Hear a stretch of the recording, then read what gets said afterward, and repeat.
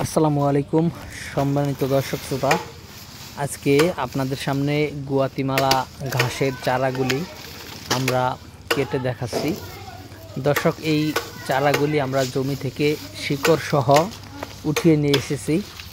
এটি আপনারা হয়তো অনেকেই জানেন, গুয়াতিমালা ঘাসের কাটিং রোপণ করলে কাটিং 100% জার্মিনেশন হয় না।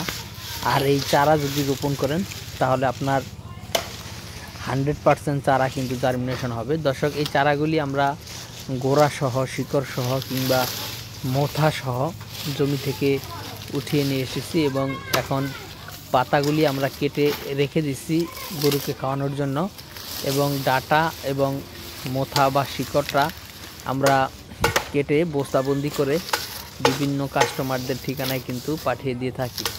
তো দর্শক শ্রোতা, আপনি যদি চান আমেরিকান গুয়াতিমালা ঘাস চাষ করতে, তাহলে আপনি আমাদের কাছ থেকে এই গুয়াতিমালা ঘাসের চারা বা মোথা কাটিং সংগ্রহ করতে পারেন। দর্শক, আবারও বলি, চারা বা মোথা কাটিং কিন্তু 100% জার্মিনেশন হয় যদি আপনার জমিতে পানি আটকে না থাকে বা পানি বেঁধে না থাকে। তো দর্শক শ্রোতা, শুধুমাত্র আমেরিকান গুয়াতিমালা ঘাসের চারাই না, আমাদের কাছে আমেরিকান গুয়াতিমালা ঘাসের 100% পরিপক্ক এবং মোটা এবং শিকড়যুক্ত এবং চোখযুক্ত কাটিং কিন্তু আমাদের কাছে রয়েছে।